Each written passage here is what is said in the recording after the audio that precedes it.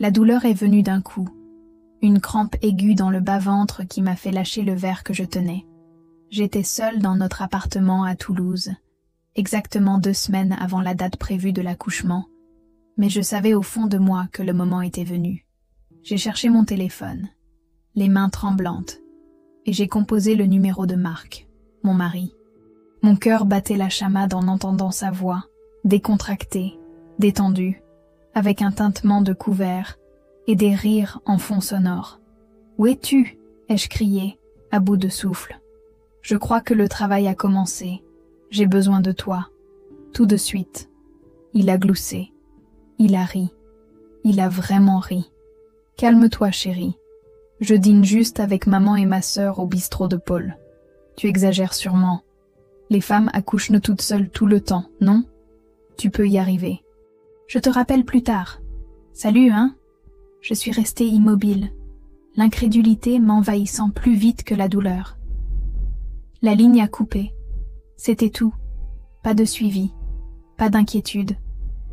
L'homme qui avait juré de rester à mes côtés avait choisi une entrée de crevettes plutôt que notre bébé. C'est à ce moment-là que quelque chose en moi a commencé à se refermer pour toujours. Les mains tremblantes et les larmes coulant sur mon visage, j'ai pris mon sac pour l'hôpital et j'ai appelé un taxi.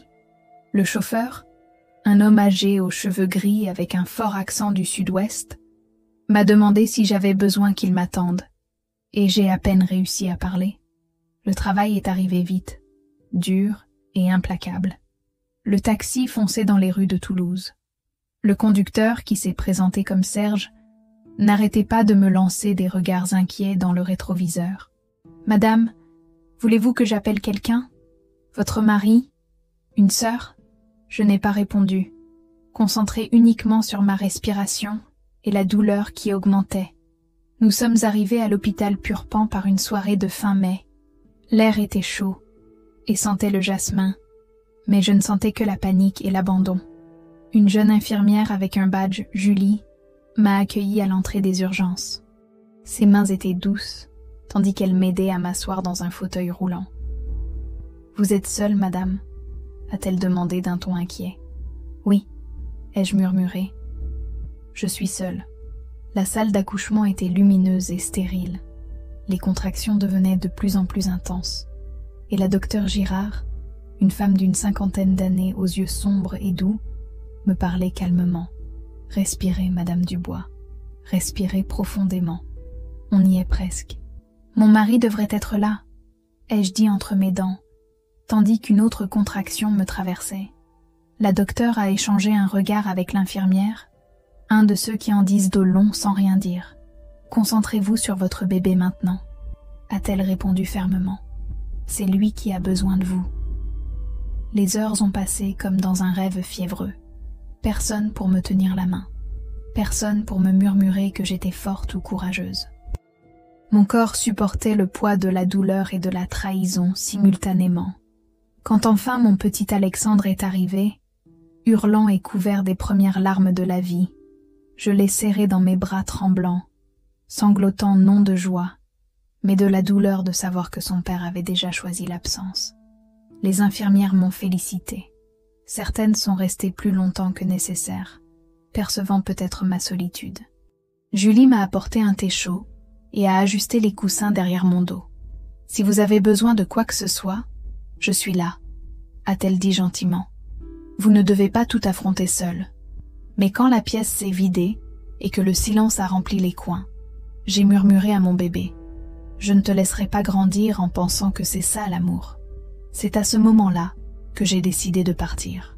Pendant la nuit, tandis qu'Alexandre dormait dans le berceau à côté de mon lit, j'ai vérifié mon téléphone. Pas d'appel de Marc, pas de message. Seulement le silence qui confirmait ce que mon cœur savait déjà. Nous n'étions pas une priorité. Ma mère vivait à Bordeaux, à un peu plus d'1 heure de train de Toulouse. Nous ne nous étions pas parlé depuis des années après notre dernière dispute. Elle n'avait jamais approuvé Marc, l'ayant qualifié de « gosse gâté avec un beau physique et rien d'autre ». Je l'avais accusée d'être intrusive, jalouse de mon bonheur. Maintenant, les larmes aux yeux, Je devais admettre qu'elle avait raison. J'ai composé son numéro, les doigts tremblants sur l'écran. Elle a répondu à la deuxième sonnerie, et quand j'ai éclaté en sanglots, elle n'a pas posé de questions.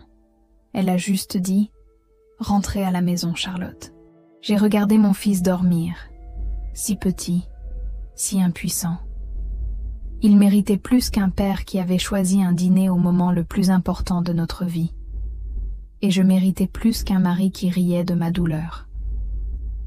À ce moment-là, en regardant le plafond de l'hôpital au cœur de la nuit toulousaine, j'ai pris la décision qui allait tout changer. Je ne rentrerai pas à la maison, pas chez lui.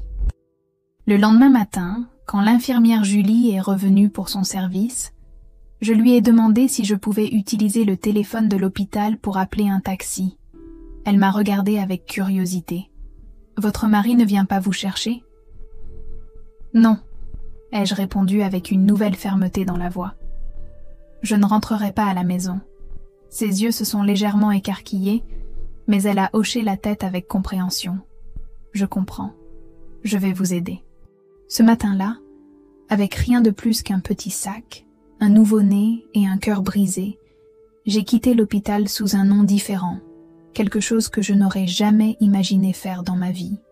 Mais je savais que c'était la seule façon de me protéger, moi et mon fils, d'un homme qui avait prouvé qu'il ne méritait ni l'un ni l'autre. Je ne suis pas rentrée à la maison, pas dans cet appartement que nous avions meublé ensemble, où chaque recoin semblait maintenant contaminé par la trahison. J'ai pris un taxi directement pour la gare de Toulouse-Matabiau. Le conducteur m'a regardé avec inquiétude, tandis que j'installais Alexandre dans le porte-bébé improvisé que les infirmières m'avaient aidé à fabriquer avec une longue écharpe. « Vous êtes sûre de vouloir voyager si tôt, madame? Vous venez d'accoucher. Je dois y aller. » ai-je simplement répondu. Je n'ai pas le choix. La gare était bondée ce matin de mai. Des touristes avec des valises colorées, des hommes d'affaires avec des mallettes, et des femmes élégantes aux talons résonnant sur le sol en marbre. Je me sentais invisible parmi eux. Une femme pâle avec un nouveau-né et les yeux gonflés de larmes. J'ai acheté un billet pour le premier TGV direct pour Bordeaux. Pendant le voyage, Alexandre a dormi paisiblement contre ma poitrine.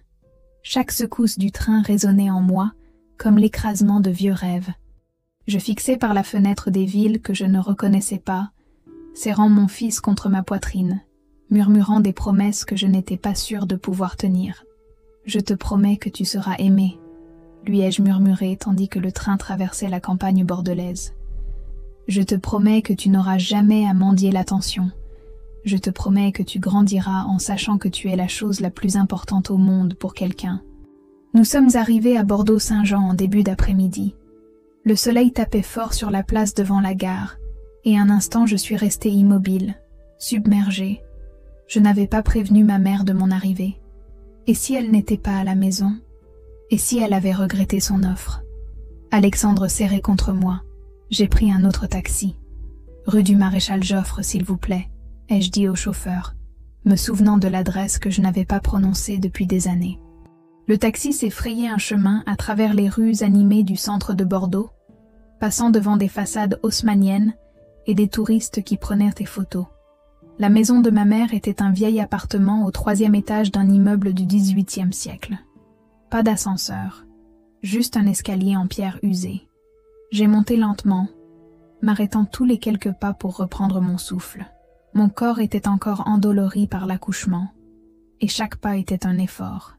Mais j'ai continué, déterminée. Quand j'ai enfin frappé à sa porte, j'ai senti un nœud dans la gorge. Quelques secondes se sont écoulées avant qu'elle ne s'ouvre. Et là, c'était elle, ma mère, Lucie Moreau, avec les cheveux plus gris que dans mes souvenirs et les mêmes yeux verts qui me fixaient incrédule. « Charlotte » a-t-elle murmuré, comme si elle ne croyait pas vraiment que c'était moi. « Maman » ai-je répondu.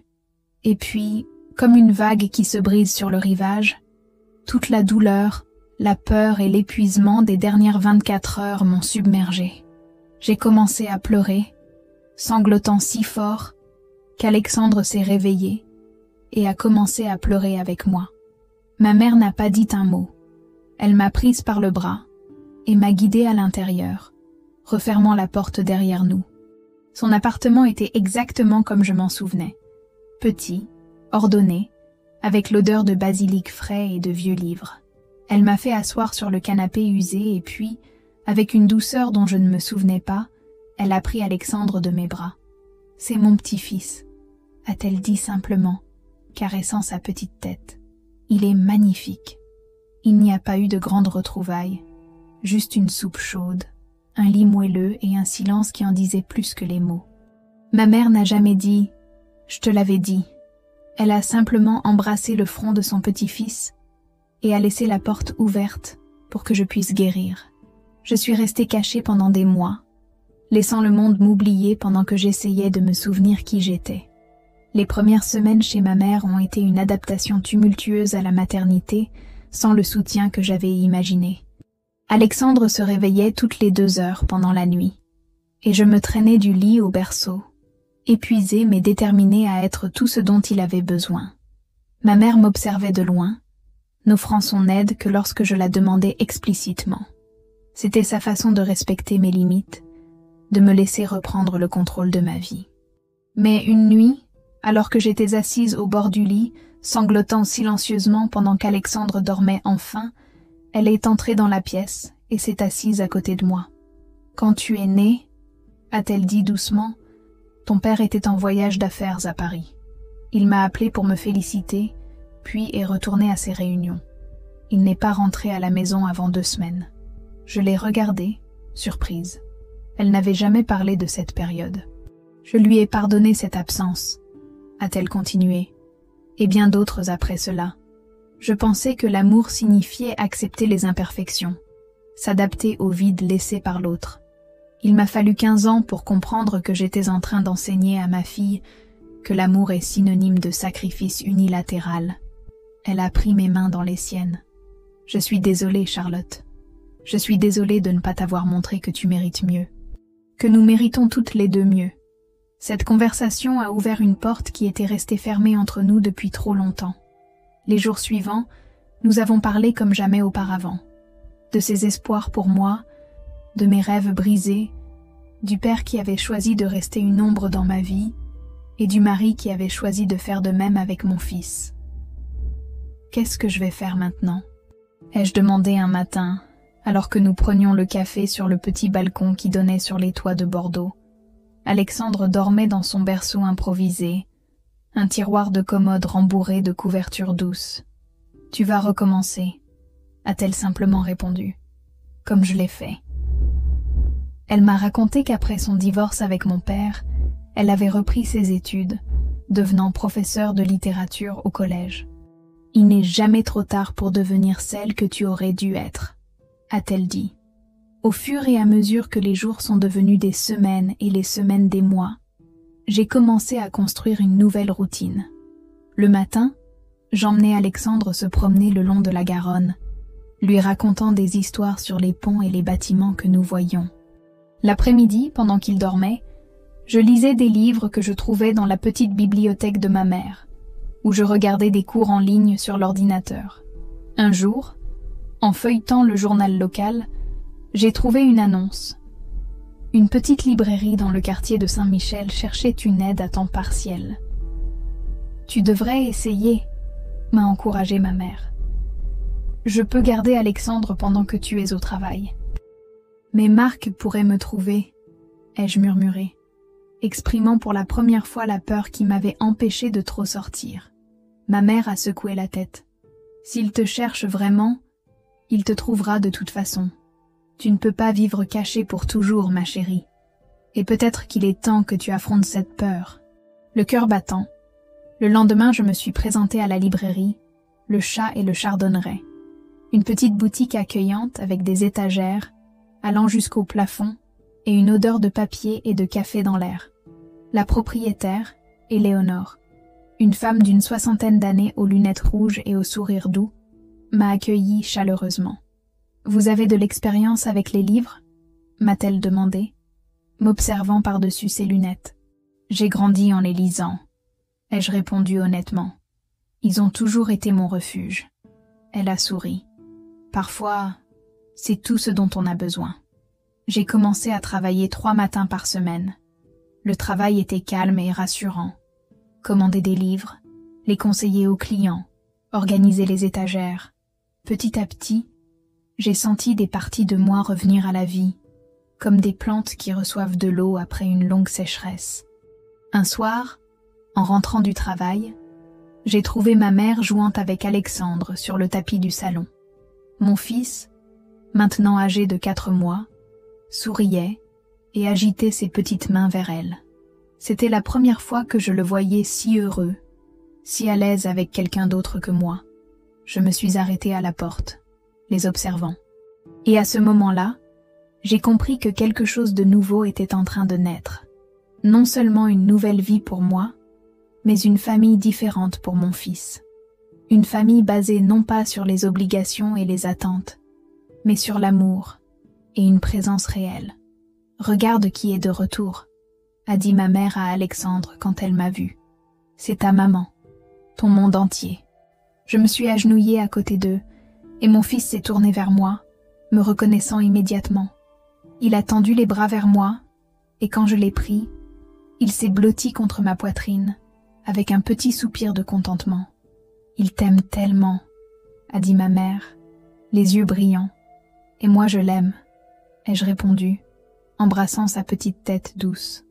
Plus que je n'ai jamais aimé personne d'autre. Je ne suis pas rentrée à la maison. Pas dans notre appartement à Toulouse, où chaque recoin semblait maintenant contaminé par la trahison.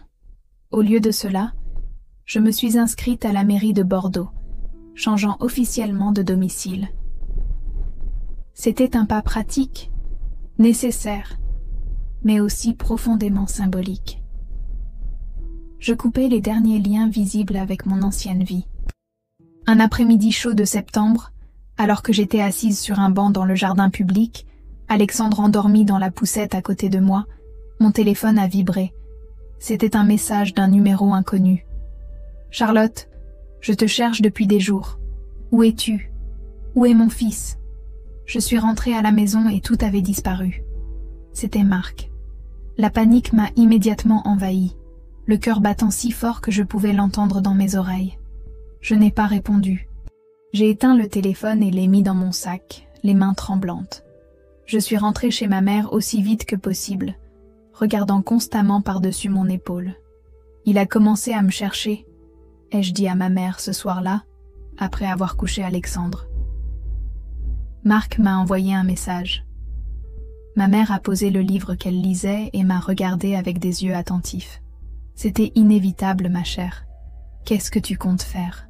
Je ne sais pas, ai-je admis, me sentant soudain très petite et effrayée. Une partie de moi veut juste continuer à me cacher. Une autre partie veut l'affronter, a-t-elle terminé pour moi. Lui faire voir ce qu'il a perdu. J'ai hoché la tête lentement. C'était vrai. Je voulais qu'il voie que nous avions survécu sans lui, que nous construisions une vie qui ne l'incluait pas. Je voulais qu'il ressente au moins un fragment de la douleur que j'avais ressentie. Les messages ont continué les semaines suivantes. Au début, ils étaient suppliants. « S'il te plaît, donne-moi des nouvelles. Je suis inquiet pour toi et le bébé. » Puis ils sont devenus colériques. « C'est aussi mon fils. J'ai le droit de le voir. » Enfin menaçant. « Si tu ne réponds pas, j'impliquerai la police et les avocats. » C'est cette dernière menace qui m'a poussée à agir. Je ne pouvais pas le laisser me trouver au dépourvu. J'ai contacté une avocate, maître Valérie Leclerc, spécialisée en droit de la famille, qui m'a été recommandée par Éléonore, la propriétaire de la librairie. Le cabinet de maître Leclerc était dans un ancien hôtel particulier du centre de Bordeaux. C'était une femme d'une 40aine d'années, aux cheveux courts et gris et au regard pénétrant qui semblait voir au-delà de vos mots. « Racontez-moi ce qui s'est passé », a-t-elle dit, après que nous nous soyons assises. Je lui ai tout raconté. Le jour de l'accouchement, l'abandon de Marc, ma fuite à Bordeaux. Pendant que je parlais, elle prenait des notes sur un petit carnet, hochant la tête occasionnellement. « Madame Dubois », a-t-elle dit quand j'ai eu fini, « ce que vous avez vécu est un cas clair d'abandon émotionnel. En termes légaux, Nous pourrions parler de conduite préjudiciable envers l'enfant. Le fait que votre mari vous ait laissé seul pendant l'accouchement et n'ait pas cherché à vous contacter pendant des mois renforce cette position. Que me conseillez-vous de faire ? Ai-je demandé, serrant mon sac sur mes genoux. Tout d'abord, nous devons répondre à ces menaces légales par notre propre stratégie.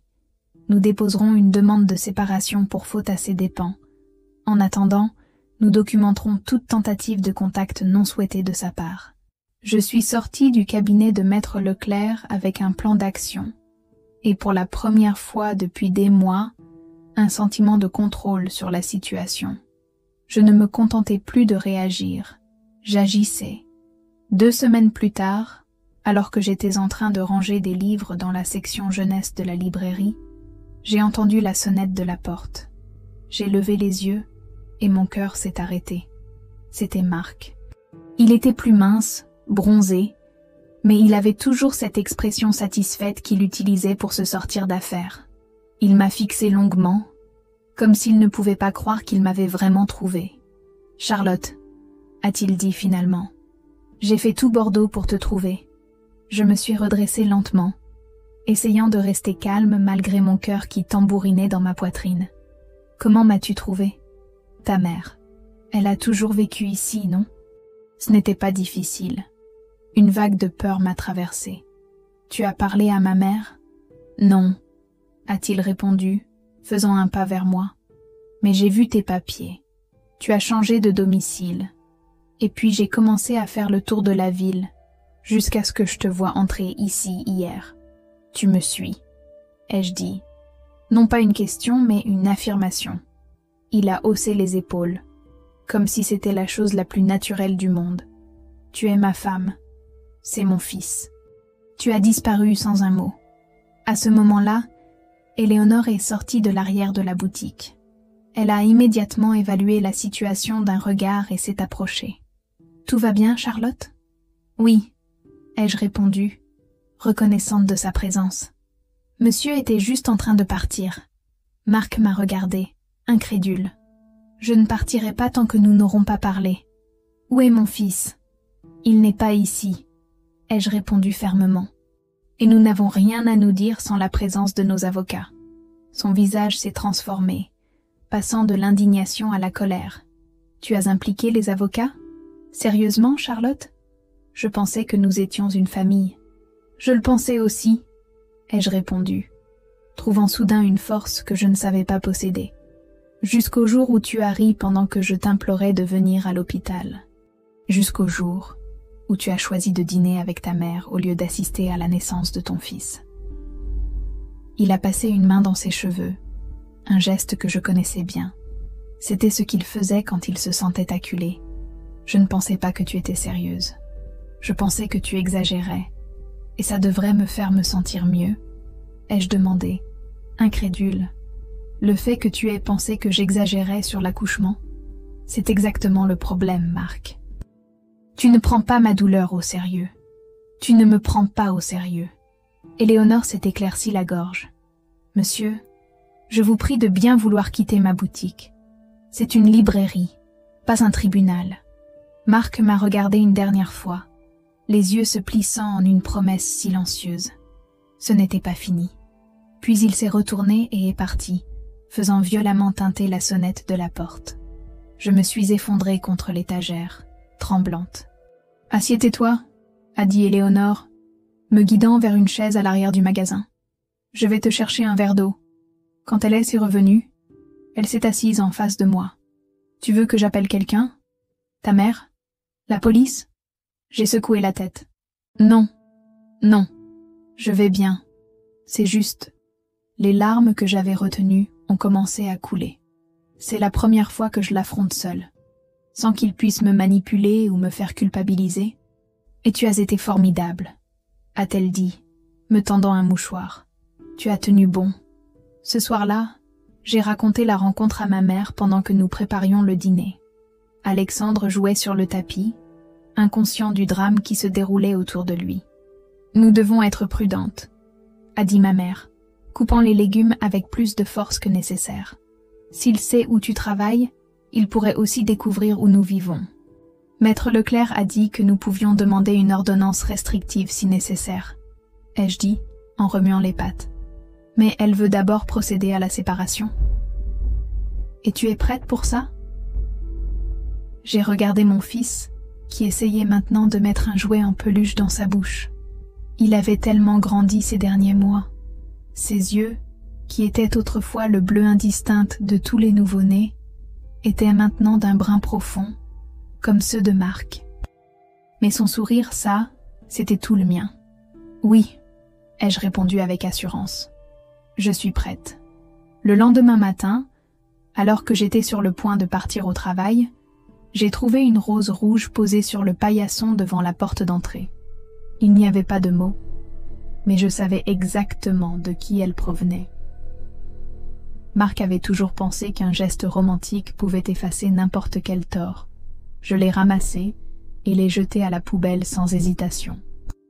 Les jours suivants, Marc a continué à se présenter à la librairie. Parfois, il entrait et faisait semblant de feuilleter des livres, me jetant des coups d'œil. D'autres fois, il restait dehors, de l'autre côté de la rue, observant simplement. Il ne m'approchait pas, ne parlait pas, mais sa présence était une menace constante. Éléonore, inquiète, m'a proposé de prendre un congé payé jusqu'à ce que la situation soit réglée.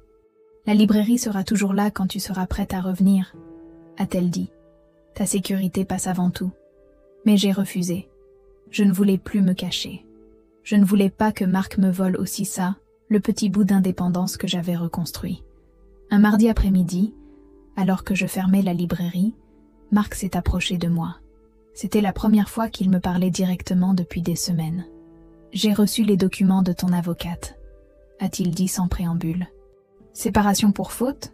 Sérieusement, Charlotte?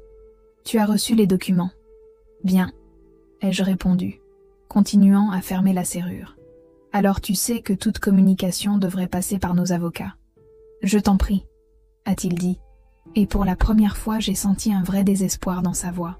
« Donne-moi juste une chance de m'expliquer, de voir mon fils. » Je me suis retournée pour le regarder en face. « Tu as eu 6 mois pour me chercher. 6 mois où tu n'as même pas appelé pour savoir si ton fils était né en bonne santé. 6 mois où j'ai nourri, bercé et aimé cet enfant seul. J'ai eu tort, a-t-il admis, baissant le regard. J'ai fait une erreur terrible, mais j'essaie de me racheter maintenant. Certaines erreurs ne peuvent pas être réparées, Marc, ai-je répondu calmement. Certaines coupures sont trop profondes pour guérir. Je t'aimais, a-t-il dit soudainement. Je t'aime encore. J'ai senti une oppression dans mon cœur, mais pas de nostalgie ou de regret. C'était plutôt la douleur fantôme d'un membre amputé. Non, Marc, tu ne m'as jamais aimé. Tu as aimé l'idée d'avoir une femme. Tu as aimé le confort d'avoir quelqu'un qui prenait soin de toi. Mais tu ne m'as jamais aimé moi, la vraie moi, avec mes besoins et mes peurs. Il s'est approché d'un pas, les yeux brillants. Je t'en prie, donne-moi une chance de te prouver que je peux changer. Je l'ai regardé, cherchant à voir l'homme que j'avais autrefois cru aimer. Mais je ne voyais qu'un étranger, un visage qui m'était autrefois familier, mais qui semblait maintenant appartenir à une vie différente, à une Charlotte différente. « Je suis désolée », ai-je dit, reculant d'un pas. « Il est trop tard. » Tandis que je m'éloignais, j'ai entendu sa voix derrière moi. « Ce n'est pas fini, Charlotte. C'est mon fils autant que le tien. » Je ne me suis pas retournée. J'ai continué à marcher, le dos droit et les yeux fixés devant moi, parce que je savais qu'il avait raison sur une chose. Ce n'était pas fini. Ce n'était que le début d'une bataille que je n'avais jamais voulu mener, mais que je n'éviterai jamais. Pour Alexandre, pour moi, pour la famille que nous étions en train de devenir. 6 mois après ma fuite de Toulouse, ma vie était méconnaissable.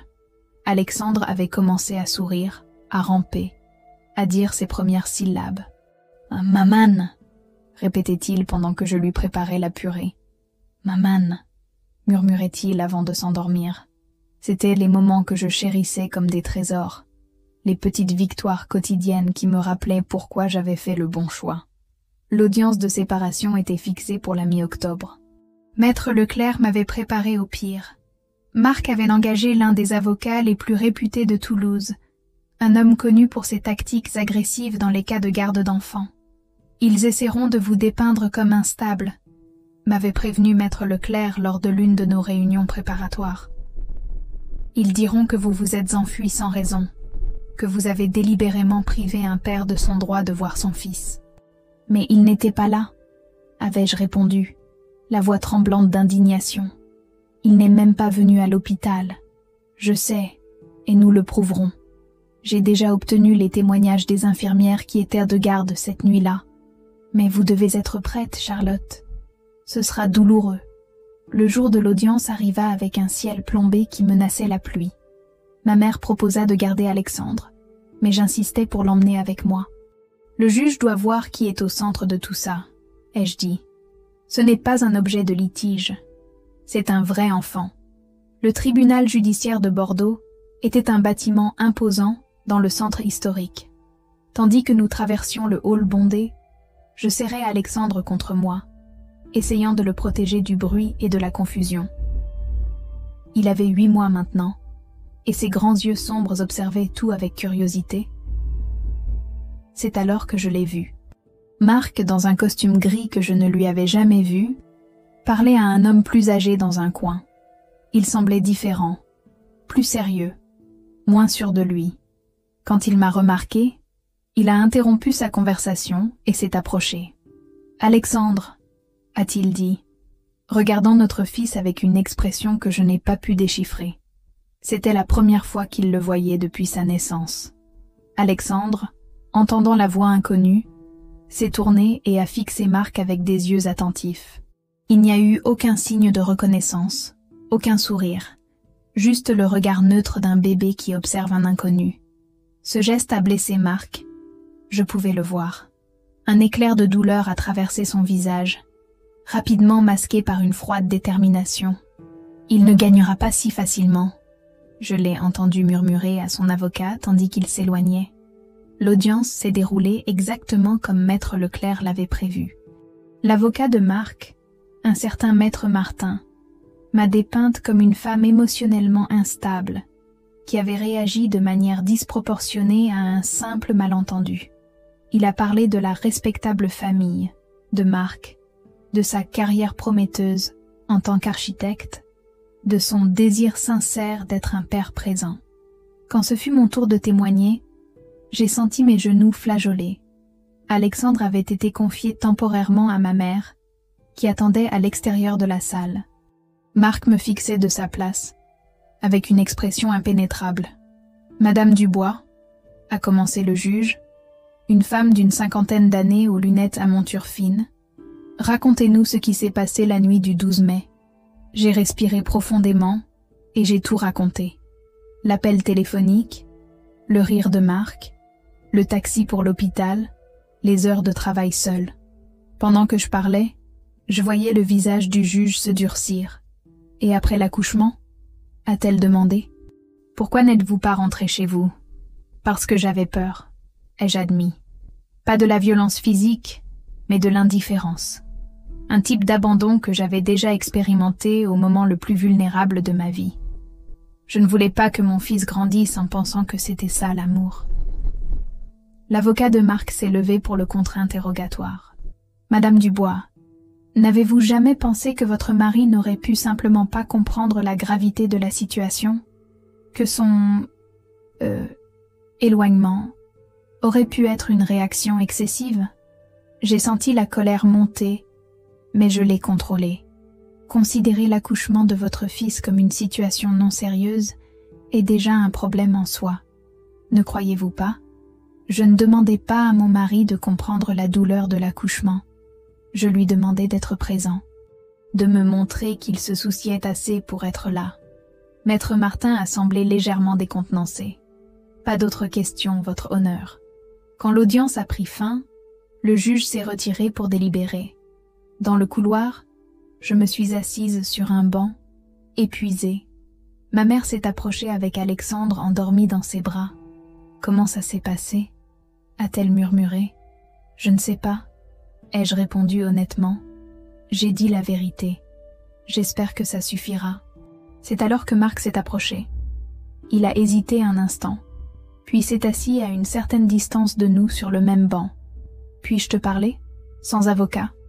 J'ai regardé ma mère, qui a hoché la tête et s'est éloignée discrètement, emportant Alexandre avec elle. « Qu'est-ce que tu veux, Marc ?»« Je ne savais pas, » a-t-il dit après un long silence.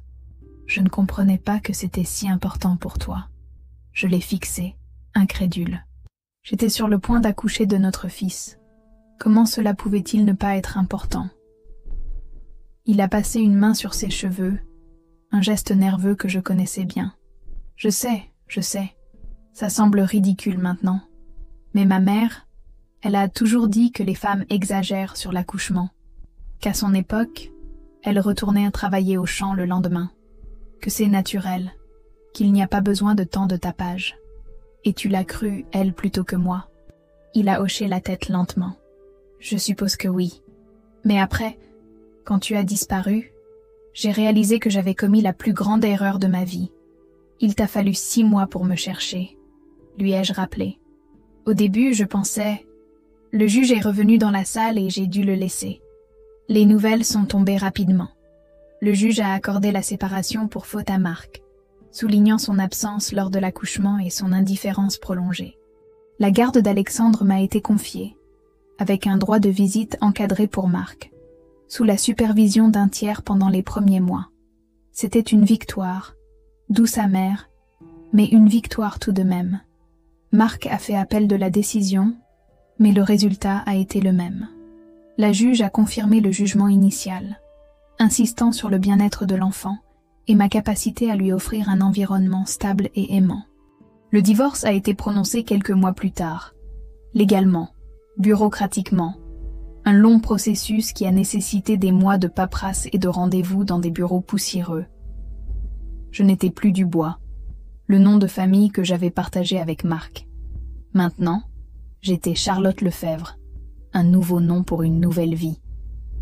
J'ai déménagé à nouveau, non pas par peur cette fois, mais par choix. Dans un petit appartement à 2 pas du jardin botanique, avec une terrasse d'où l'on apercevait la grosse cloche au loin. Un endroit bien à nous, à moi et à Alexandre, avec des murs que nous avons peints nous-mêmes. Un dimanche pluvieux avec l'aide d'Émilie et de ma mère. Mon activité à la librairie grandissait. Éléonore m'avait proposé de devenir associée, une opportunité que j'avais acceptée avec gratitude et détermination. Nous avions agrandi la section jeunesse, lancé un blog sur la littérature enfantine, organisé des ateliers d'écriture créative pour adultes. Alexandre a maintenant 3 ans. Il m'appelle « Maman », avec une joie qui efface toutes les cicatrices. Il ne connaît pas l'homme qui nous a laissés derrière, et je n'ai pas l'intention de remplir cet espace avec de fausses histoires. Au lieu de cela, je le remplis d'amour, de routine et du genre d'attention qu'aucun enfant ne devrait jamais avoir à mendier. Parfois, tard dans la nuit, je ressens encore la douleur de ce lit d'hôpital, l'écho d'une pièce vide, mais ensuite, j'entends la respiration régulière de mon fils. Et je me souviens, je n'ai pas tout perdu ce jour-là. J'ai trouvé ma force. J'ai trouvé un amour si profond qu'il m'a demandé de devenir quelqu'un de nouveau. Et je l'ai fait.